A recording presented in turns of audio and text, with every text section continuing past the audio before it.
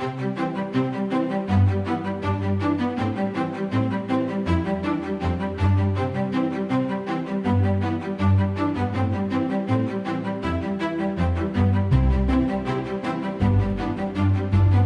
to the ITSPmagazine podcast network.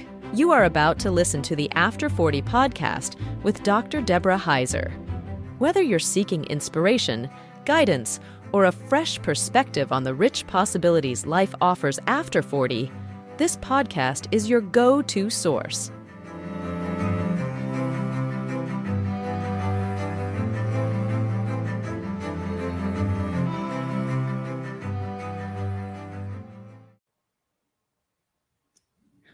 Welcome to After 40. I'm so excited to have you here with me today. If this is your first time listening, you are in for a treat. Today we have Patrick Kelley with us. If you have listened before, you'll know that we bring on people to talk about what to expect when you're in midlife. Some of that's great. Some of it's stuff to be wary of. Today, Patrick's going to tell us a little bit about both. Patrick is an accidental entrepreneur.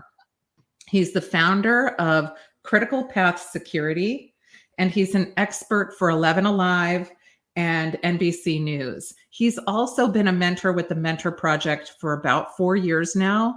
And I'll tell you from knowing Patrick that he's a person who, when he says yes to do something, he does it. And he's one of the busiest guys I know. So it's not an easy thing for him to do, but somehow he's able to pull a rabbit out of a hat all the time. And the other thing is that he's driven by empathy. He's somebody who really is able to take a look at somebody else and see what it's like to be in their shoes. I can see it and feel it when I'm interacting with Patrick and how he's able to do that. And we all need people like Patrick in our lives who make the world a better place. So thank you for coming on, Patrick. Welcome. Thank you. I'm honored to be here. So Patrick, tell me and everyone else about what you mean by being an accidental entrepreneur. Yeah, it's something that just happened upon me as I was growing up. I was born in rural America and I was raised in rural America. My first jobs were very physical and menial, mowing the grass at the post office and cleaning the trash cans out at the Department of Family and Children's Services and a lot of things like that. There's a DNA that's in the culture of the towns that I grew up in it was more physical. It was more farming and more, being tied directly into that community, that being presented with opportunities to travel the world and be involved in cybersecurity and interact, with like universities like MIT and Berkeley and Stanford were just things that growing up were just way beyond my wildest imaginations. But that work ethic, that was baked into me by my parents and my grandparents, and how you do what you're supposed to do, and you do what you need to do.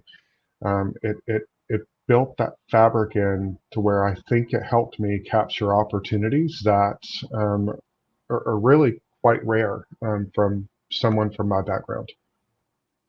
I love that. And you know what? I think that a lot of people don't even understand the value in that, in the physical, going out and doing things.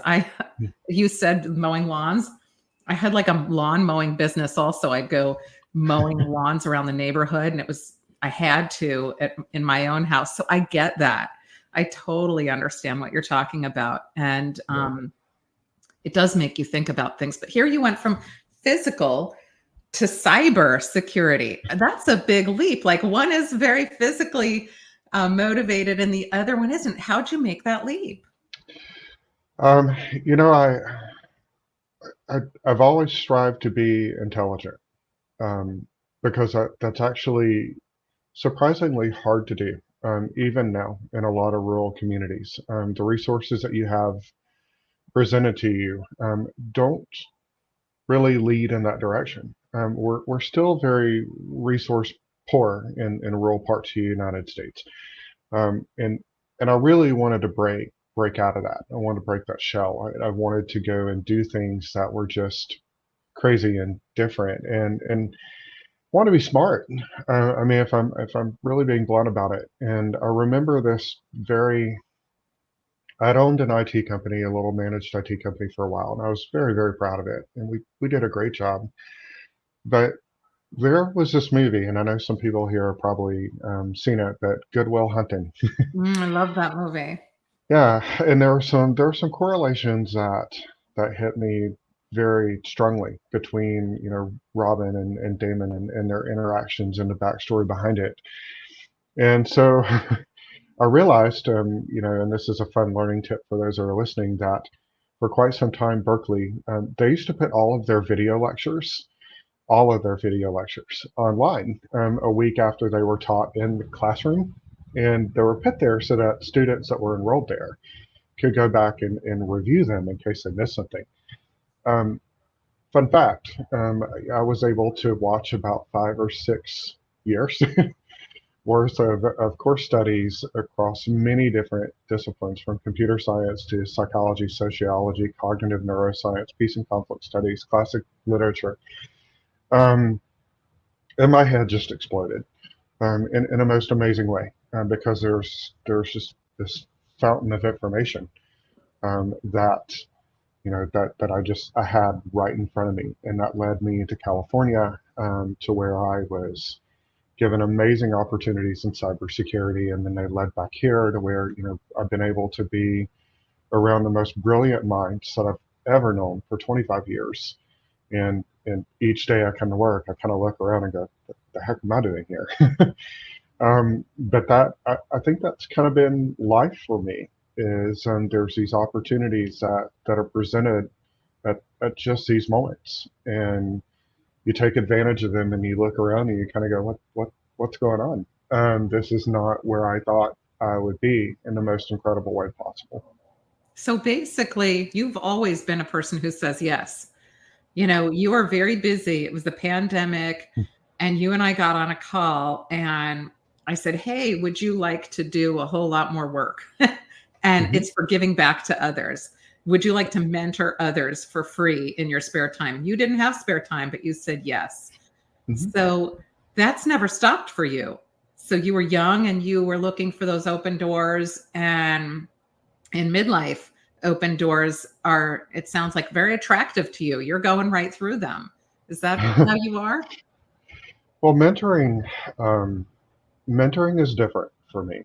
Um, I mentioned some of the upbringing, and when I was younger, the school bus would drop me off in front of the Department of Family and Children's Service building in my town, and my mom worked there. She is a caseworker, and each day I would be dropped off there, and I was young. I was, I think, probably 9 or 10 at the time, and I would play in the lobby with the other kids that were there, and their parents were there getting support, or their case managed, all these things. And I remember that nobody really gave those kids a lot of attention, and the floors were always dirty, and the toys were always broken.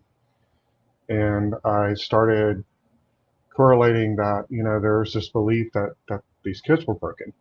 And I think a Oh, little bit that I felt that way, being where I was from, and where I dreamed, that I was going to go, and that there are people that came along in that path, and they helped me. That you don't get from where I was to where I am without having a lot of people that didn't have any time, and a lot of people that couldn't make the time, but somehow they did. yeah. So mentoring for me is, it's very much a trying, um, humbly, to go back and try to help those. And I've been doing it, I don't know, 20 something years. The Children's Haven is something I'm incredibly involved in today. Very similar situations. So mentoring, you just don't get where I am without it. And I'm still being mentored at 47 because there's still so much I have to learn. I love that you say that because it's true. Everybody has mentors and needs mentors, and you never stop being one or needing one ever in your life. Um, did you have one when you went into cybersecurity? How did you land in that field, and were mentors involved in that? Yeah, I did. So there's this guy. So I gotten started in cybersecurity before it really existed. Like we were doing things with security and IT, but it wasn't this. And so there was this gentleman, Rick Hudson. I was a kid. I think I was 22. And I started where most of us did at the time, which is probably breaking into systems that we shouldn't and poking things that we shouldn't. And I remember Rick came along and we were working at this company called Encanta at the time, and he was so candid and so caring about, you're really, really smart, but you need some guidance or you're gonna go to jail. And he was very kind, but he was very matter of fact. So when it came to getting into cybersecurity and truly going in that direction, Rick was the very first one. And then there was this gentleman, Ganjar Aman Sentosa. I hope he listens to this. um, but I was supposed to go to California and work in just a typical generalist IT position. And I interviewed with this guy named Ganjar, and he actually fought for me to be placed on the cybersecurity team at this company called Big Five. And to be fair, like my entire world just changed. um, I'd been around security in the time between and done stuff, but Ganjar he was very diligent with the rest of the group of this guy needs to be here. There's a plan for him here. I drove Ganjar crazy, but I hope he hears this and he knows how much it meant. So, wow, that's kind of a cool turnaround for you. Mm-hmm. That you had somebody that it's almost like having a guardian angel in a way that is saying, Yes. oh, no, wrong direction, go this way. And Yeah. I know most people, myself included, have gone through life. And when we reflect, we can say, wow, yes, this person stepped in at a certain time. We can usually all think of a person who may have stepped in that we didn't even realize at the time was mentoring us or that was guiding us or took an interest in us until after we think about it. And that's pretty cool that you did that. So tell me now, you've been involved in cybersecurity for like how many years? Like 20 years or something? 27. Wow. 27 years. Yeah. So all together. what should we know? Like now I ask that with knowing that I have sat in on some of your talks that were absolutely earth shaking. You spoke to a bunch of kids in Argentina, and I was on that call and I was blown away, as were all of the parents and all of the kids that were on that call. What a cool moment. It was so cool. So, but just tell me, like, as midlifers, what do we need to know? What are like the top 10 things that we should know about cybersecurity that are good or that we should be wary about? So I'm going to throw a twist on this one because I think terrifying everyone has been pretty well played. Yes, I think you're right. I think when I turn on the news that even at this point, I'm a little terrified. But here's a neat place we are, especially as midlifers. And I'm going to throw a spin on another controversial topic as well, which is like chat GPT, LLMs, and things like this. They provide this very interesting way of someone midlifer that's maybe looking at a career change. Maybe they've been like, I have a guy here that was a pastry chef for 20 something years, and now he's one of the most brilliant penetration testers that I've ever seen. Wow, cool. But resources such as like ChatGPT and these learning language models, these LLMs, they provide these opportunities to learn things so much faster than we ever have been able to do before. And they even give you the opportunity to request it to teach you different. Like I can't be the only person that was in a classroom and I had to get through it. But but I didn't understand the way that, the professor or the teacher was delivering the information, right? There's always that disconnect in communication between people, and especially with complex topics. With like GPT and OpenAI and these other things that are out there, it has the ability to phrase things in ways that are more relative to you. Yeah. And so when it comes to cybersecurity, the first thing I think about right now is that as the threats and as the challenges that we're facing get so much harder, the ability for individuals to go and learn and to be a part of this and become very successful and become brilliant contributors to this space is really greater than it's ever been before. You don't have to sit in a coffee house like I did for hundreds of hours watching, taped over, lectures from the other side of the coast. Like you can sit down and ask GPT to like teach you about quantum physics, and in a weekend you'll probably have a pretty good beat on it. So I think when I think about cybersecurity, one, things are scary. Um, Attacks are getting more complex. It is getting harder to defend. However, I think the barrier of entry for people that want to get into this field is actually gotten easier. Oh, that's good. And is this you mentioned a pastry chef changing his career, which is Yeah, awesome. it was Um, cool. is cybersecurity something that is that typical for somebody to say have a career for a while and then switch it midway, in their lives?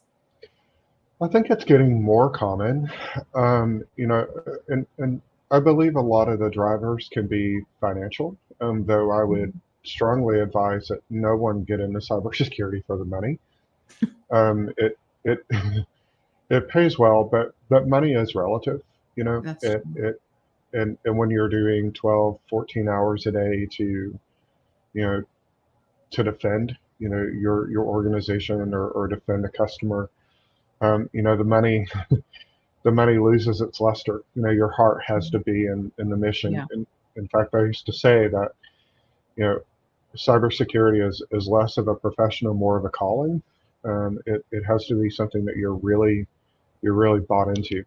Um, but oddly enough, um, my manager at a SOC, it used to be Army Infantry, 11th Infantry.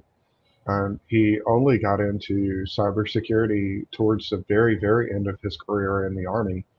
The pastry chef that works here, which is, it's amazing how much talent that you have from working in a line in the kitchen and having to cooperate with others and work together as a team. How those just align so amazingly into working in cybersecurity.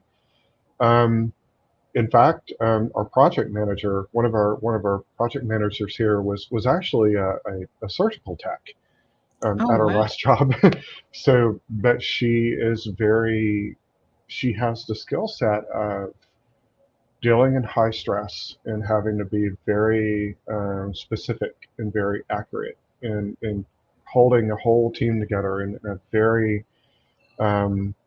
tough situation, right? It's quite life threatening at times in surgical room, and those skill sets really translate very well. You just have to make them relatable, so that Mhm. they can basically, you just have to create the bridge.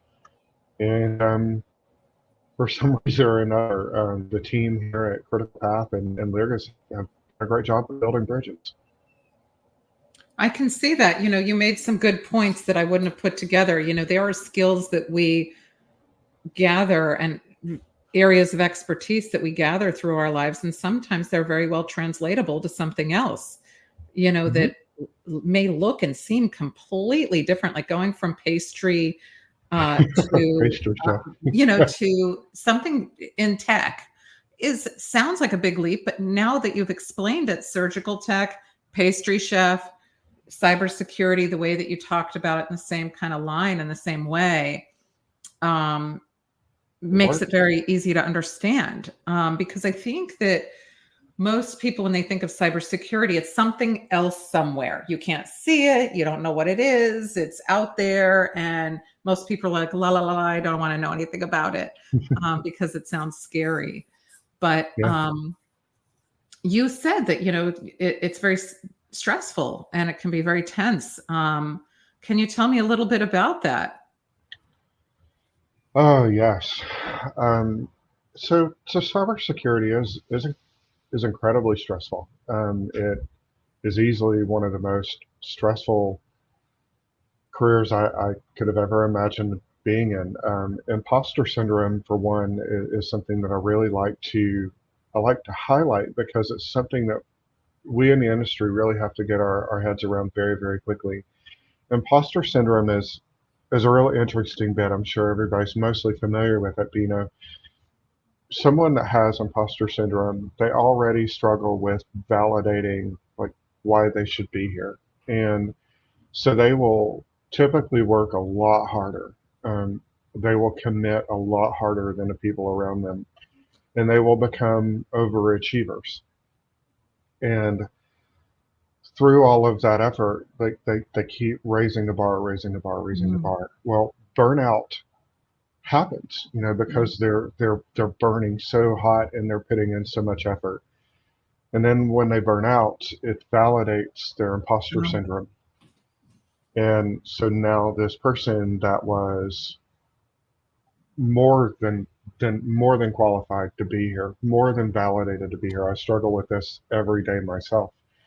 They will burn themselves out on the quest to feel like they belong. Now, their confidence is broken. Their belief, in what they can do is broken. So we really have to get in front of that. And one thing I think helps is, as an employer, I force PTO, and it's controversial, but Can I you don't like define it. that? Yeah, so I don't like, and this is controversial, but I don't like to pay out PTO. I want people to take their PTO, because if you have ever sat in one of Jocko Willick's talks, one thing that he mentions is that a well-rested team is the most productive team and So the, you the like best them to take performing their team. paid time off. Yes. Their So PTO is paid time off. yes, I do. And actually, Friday at 5, I play this song on the main floor. It's "Closing Time" by Semisonic. I don't know if anybody has heard it, but you don't have to go home, but you can't stay here. And the rule when I fire that song up on the floor is that everyone has until the end of the song to have all of their stuff in their bag packed and be out the exit door before the song finishes. Wow, I think Um, everybody's going to want to come work for you. I I don't I don't I don't want 60-hour workers. I Yeah, want really, really sharp 40-hour workers. And I don't want someone that's here 16 months. I want somebody that's here 20 years.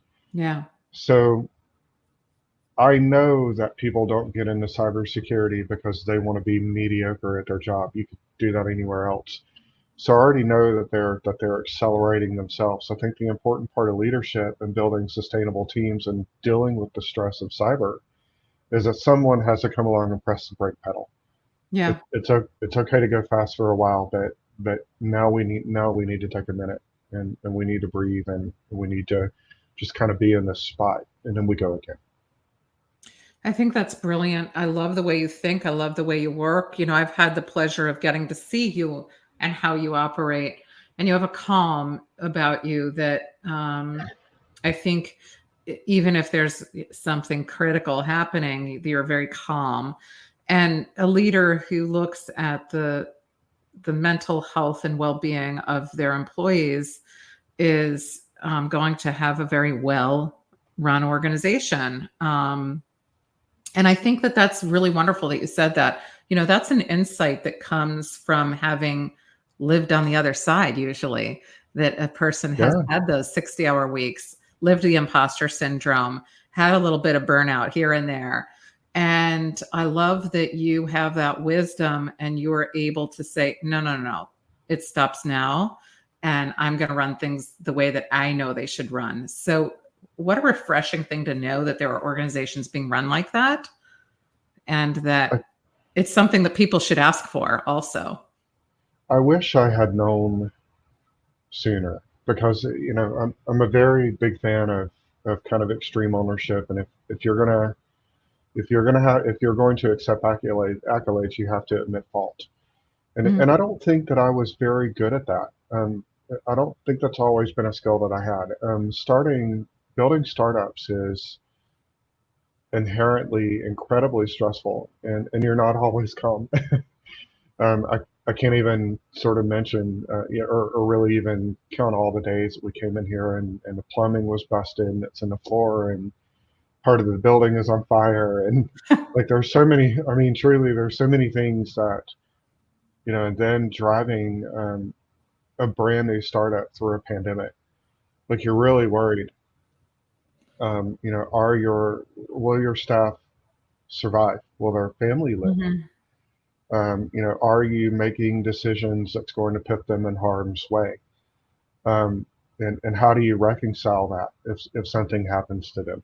And I'm not the sole owner of Critical Path, so I have some thoughts that I have to almost compel others to go along with as well. I'm glad that I'm here now. If I were to go back and tell someone or tell myself 20-something years ago, it would have been everything's going to be okay, because there literally is no other choice.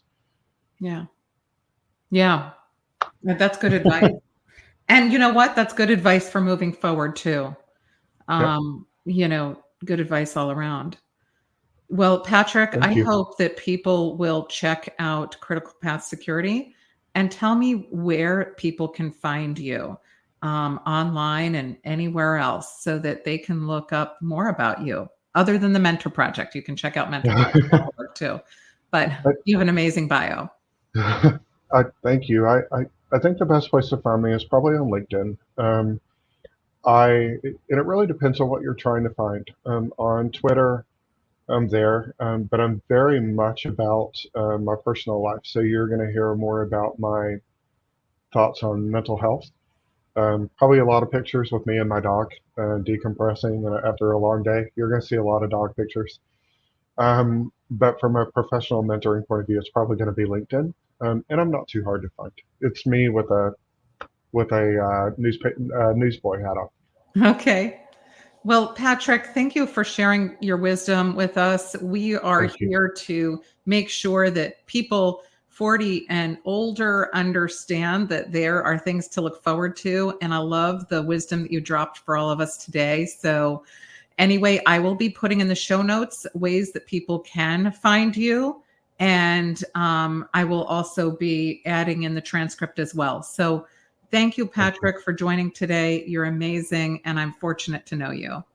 Thank you. I feel the same way. I hope you have a wonderful day, and the listeners out there, thank you for taking the time.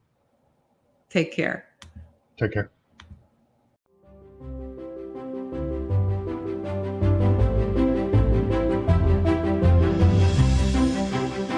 We hope you enjoyed this episode of the After 40 podcast with Dr. Deborah Heiser, part of the ITSPmagazine podcast network.